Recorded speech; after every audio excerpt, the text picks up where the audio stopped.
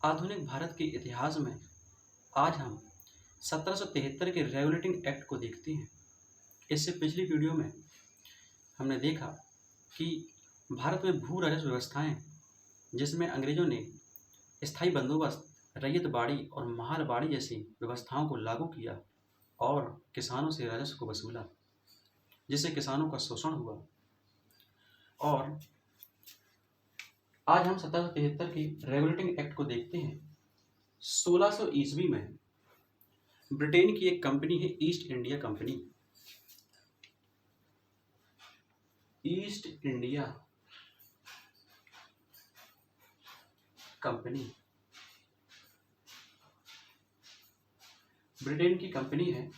East India company ये British की महारानी एलिजाबेथ से आज्ञा प्राप्त करके भारत में आती है व्यापार करने के लिए, और शुरुआत में इसे 15 वर्षों का एकाधिकार मिलता है। शुरुआत में इसे 15 वर्षों का एकाधिकार मिलता है। एकाधिकार से अभिप्राय है कि ब्रिटेन से ईस्ट इंडिया कंपनी के अलावा अन्य कोई कंपनी 15 वर्षों तक भारत में व्यापार नहीं कर सकती थी, ना आ सकती थी, ना व्यापार कर सकती थी। और धीरे धीरे इस कंपनी ने भारत में अपना एकाधिकार बढ़ाया। अगर हम इसको हम बांटें तो 3 चरणों में हम बांट सकते हैं। प्रथम चरण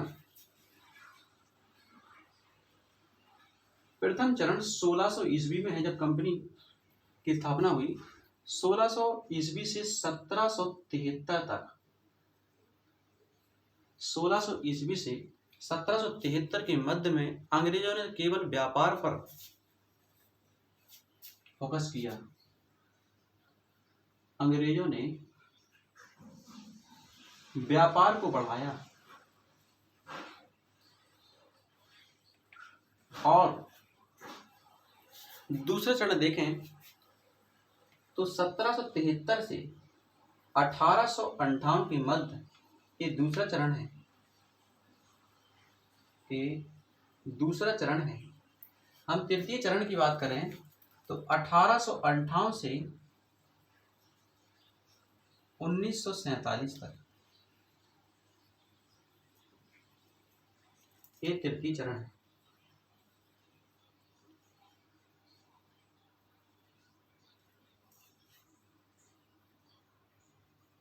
ये तीसरा चरण है। ये पहला चरण,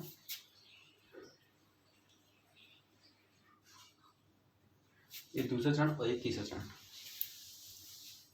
अब देखो, हमने देखा कि 1600 ईस्वी से 1773 के मध्य में अंग्रेजों ने भारत में केवल व्यापार को बढ़ाया, जिसमें देखते हैं कि हम 1757 ईस्वी में जब प्लासी का युद्ध होता है तो अंग्रेज सिराजुद्दौला को हरा देते हैं और बंगाल पर अपना नियंत्रण स्थापित कर लेते हैं। लेकिन वो इसे स्वयं अपने अधिकार में नहीं करते हैं, जबकि एक अन्य प्रतिनिधित्व को वहां पर बैठा देते हैं बंगाल की गद्दी पर। इसके बाद 1764 में बक्सर का युद्ध देखो। 1764 में जब बक्सर का युद्ध होता है तो इसमें बक्सर का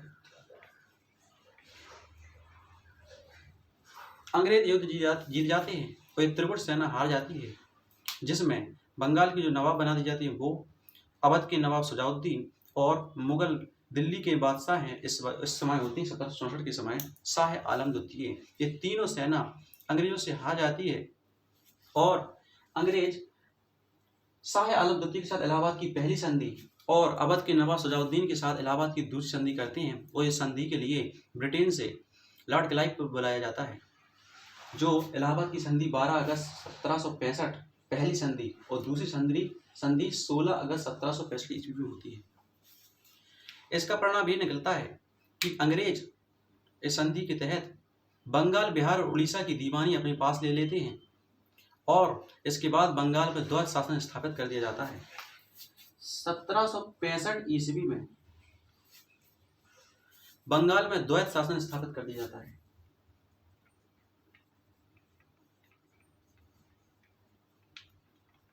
बंगाल में द्वैत शासन स्थापित कर दिया जाता है।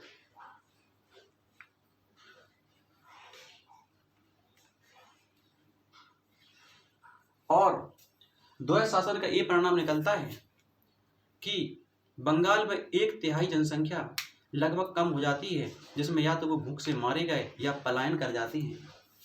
परिणाम इसका ये निकला कि 1/3 जनसंख्या बंगाल की कम हो जाती है,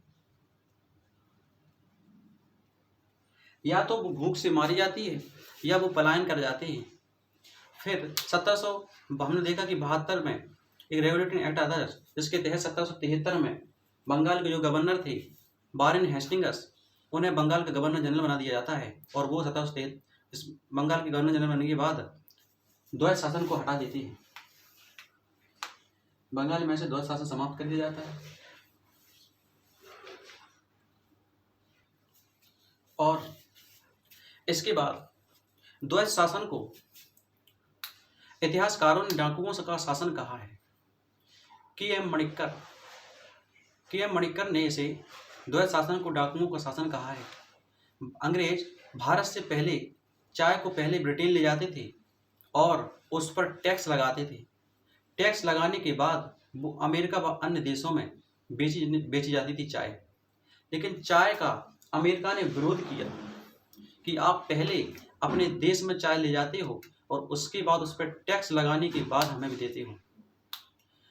अमेरिका जब विरोध करने लगा और चाय लेने से मना करने लगे अन्य देश, तो अमेरिका ब्रिटेन के गोदामों में चाय सड़ने लगी। ब्रिटेन के गोदामों में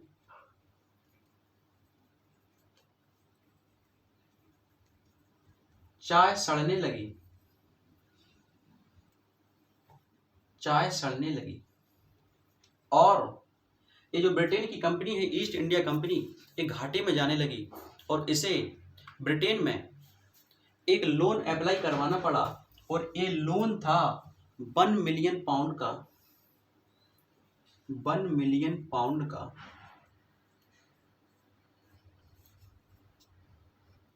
अब देखो 1773 के रेगुलेटिंग एक्ट में यह एक्ट लॉर्ड नॉर्थ द्वारा लाया गया।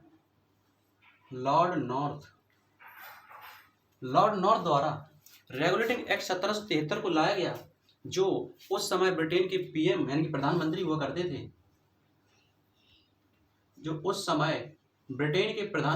करते थे। ये एक्ट क्यों लाया गया? क्योंकि हमने देखा कि ब्रिटेन चाय को पहले अपने देश में टैक्स लगाती थी, उसके बाद अन्य देशों में भेजती थी।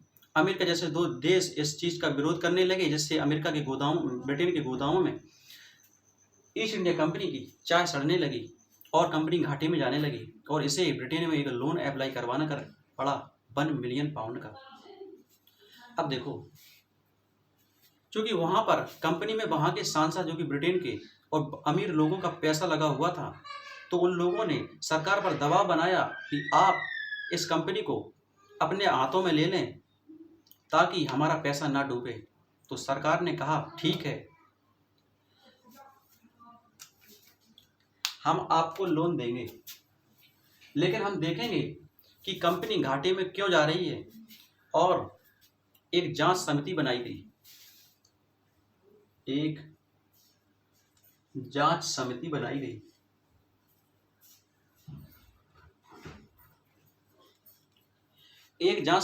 गई। और यहाँ पर एक केंद्रीय प्रशासन बनाने की कोशिश की गई। यहाँ पर एक केंद्रीय प्रशासन बनाने की कोशिश की गई।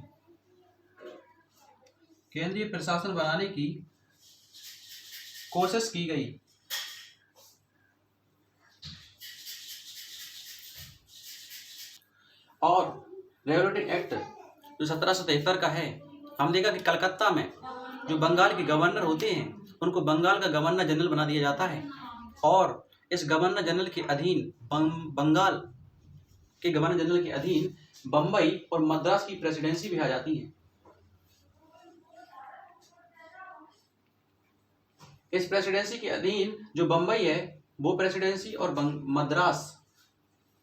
मद्रास प्रेसिडेंसी और बम्बई प्रेसिडेंसी, ये प्रेसिडेंसी भी आ जाती हैं, ये प्रेसिडेंसी भी आ जाती हैं।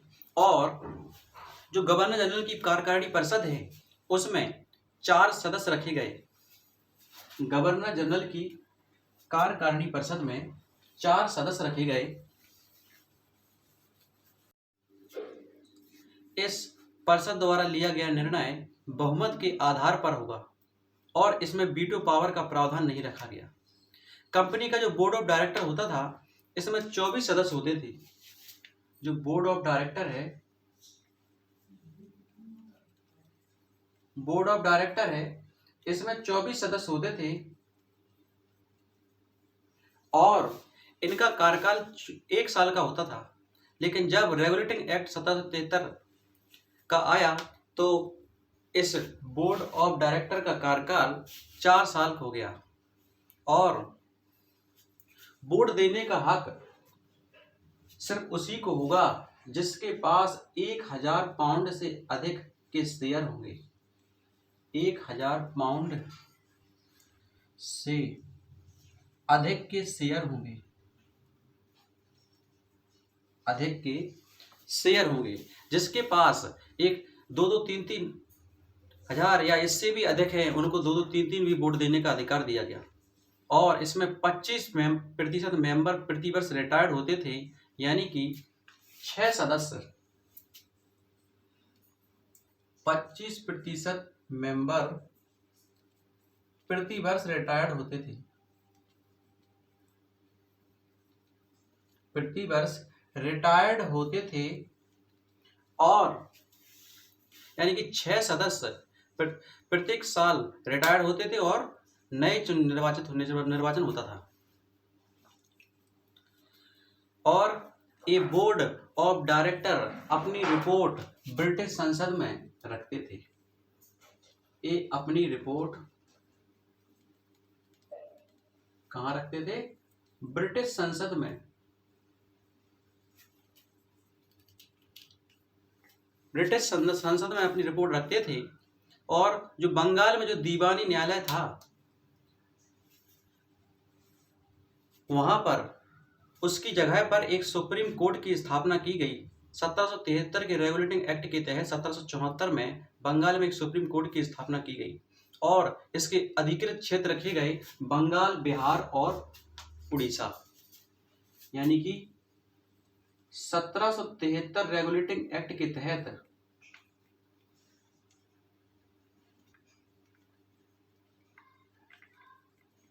1773 के रेगुलेटिंग एक्ट के तहत 1774 में एक सुप्रीम कोर्ट की स्थापना की गई।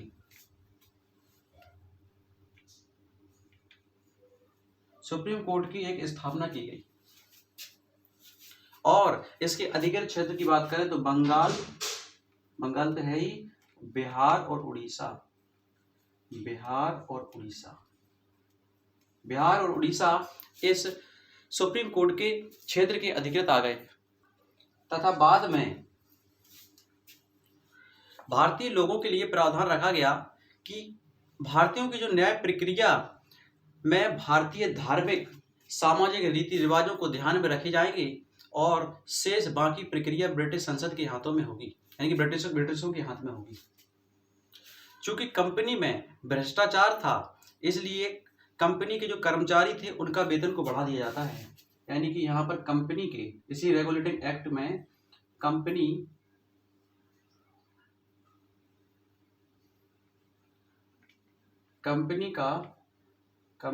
के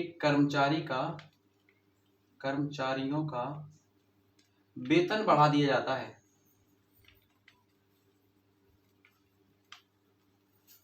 वेतन तो बढ़ा दिया जाता है लेकिन इनके निजी व्यापार पर रोक लगा दी जाती है और उपहार पर भी रोक लगा दी जाती है कि ये उपहार नहीं ले सकते।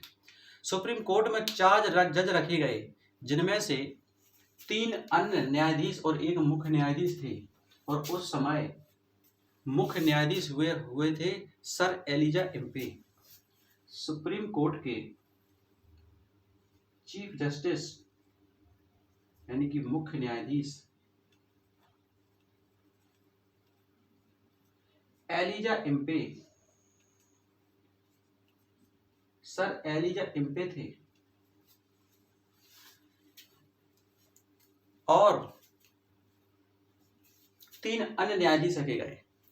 इस प्रावधान में कुछ कमियां थीं और इसी को सुधार करने के लिए 1784 में पिट्स इंडिया एक्ट लाया गया था और 20 वर्ष का एकाधिकार दिया गया कि 20-20 वर्ष बाद एक एक्ट आएगा और इसमें नए नए प्रावधान रखे जाएंगे।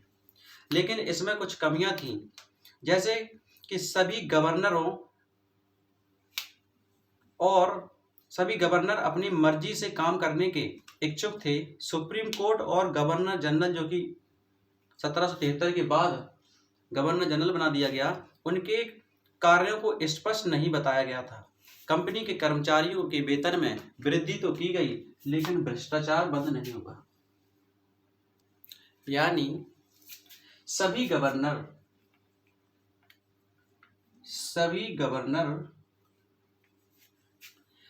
गवर्नर अपनी मर्जी से काम करने के इच्छुक हो गए।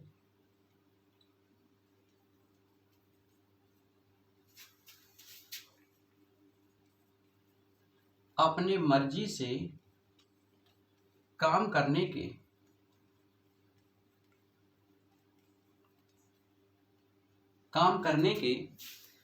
इच्छुक थे। ये है 1773 के रेगुलेटिंग एक्ट की कमियां, जिनमें सभी गवर्नर अपनी मर्जी से काम करने के इच्छुक हो गए थे और सुप्रीम कोर्ट और गवर्नर जनरल के कार्य को स्पष्ट नहीं किया गया था। इस एक्ट में सुप्रीम कोर्ट और जो गवर्नर जनरल हैं,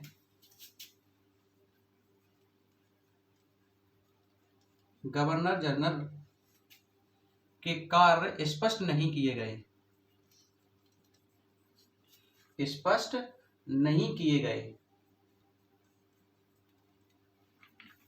तीसरे पॉइंट की हम बात करें कि कंपनी के कर्मचारियों के वेतन में वृद्धि तो की गई, लेकिन भ्रष्टाचार कम नहीं हुआ। यानी कि कंपनी के कर्मचारियों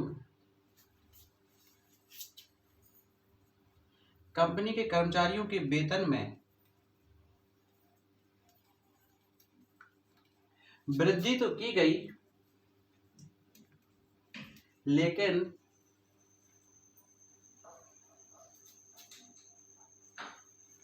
भ्रष्टाचार कम नहीं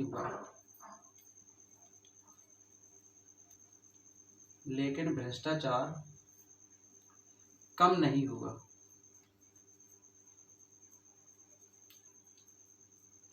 और रेगुलेटिंग एक्ट के जरिए गवर्नर जनरल की शक्ति कम हो गई थी।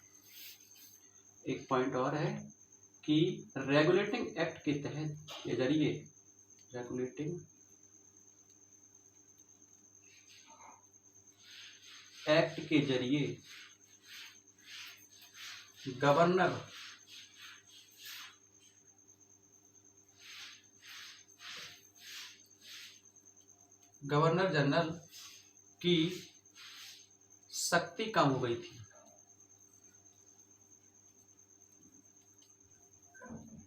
गवर्नर जनरल की शक्ति कम हो गई थी।